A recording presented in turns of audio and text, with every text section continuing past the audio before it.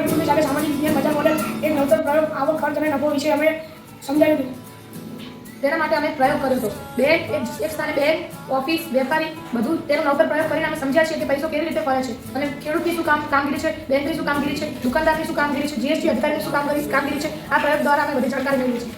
ત્યાં અમે સૌ પ્રથમ પહેલાં અમે બેંક પાસે ગયા, ત્યાં અમે લોન લીધી. લોન લઈને અમે ત્યાં જનરલ સ્ટોરે ગયા, ત્યાં અમે પાક ખરીદ્યો. પાક અમારા ખેતરમાં આવ્યો, તે પાકનો ઉછેર્યો. પછી તે પાક અમે જનરલ સ્ટોરમાં વીક્યા અને તે પૈસા લઈ અમે બેંકને પરત લોન ભરી દીધી.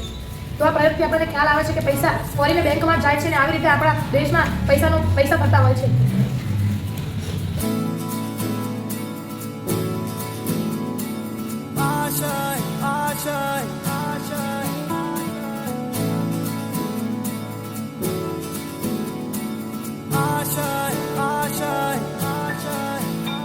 कुछ पाने की हो आस आस, कोई अरमा हो जो खास खास आशाएं. આજે અમે બેંક અધિકારી હતી. બેંકમાં ઘણી બધી કામગીરી હોય છે. આપણે ગ્રાહકને આદર ભાવ આપવો જોઈએ. જેને અભણ હોય તો તેમને આપણે શીખડાવવું પડે છે. એ બધું આપણી બેંકની કામગીરી હોય છે.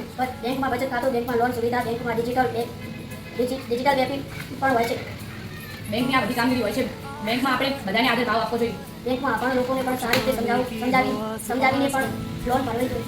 આ પ્રવૃત્તિથી આપણે ખ્યાલ આવે કે પૈસો ક્યાંથી ક્યાં ફરે છે. આ પૈસો પછી છેલ્લે જીએસટી ઓફિસમાં આવે છે. આ જીએસટી ઓફિસમાંથી તે દેશના વિકાસ માટે જાય છે. ટેક્સ ભરવો જરૂરી છે. ટેક્સ દેશનો તમે ટેક્સ ભરો એ દેશના વિકાસમાં એક ફાળો જાય છે.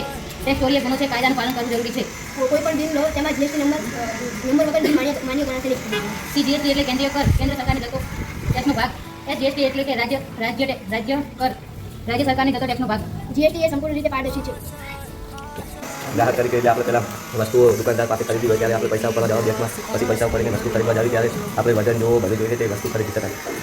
આ બધી શીખત અમને તેમાં મળી. ગ્રાહક તરીકે આપણે બેંકમાં પૈસા લેવા જવા પડે, પછી દુકાન આગળ આપણે ક્વોલિટી, વજન, ભાવ બધું જોઈને ખરીદવું જોઈએ, છેતરાવવું જોઈએ. આપણે ખરીદવા જઈએ ત્યારે એનો વજન હોય, એની કિંમત જોઈ, એની રેટ જોઈ, કદાચ એ બગડેલી વસ્તુ હોય તો આપણે થઈ શકે છે. એટલા માટે આપણે ગમે ચીજ લઈએ તો જોઈને લેવી જોઈએ.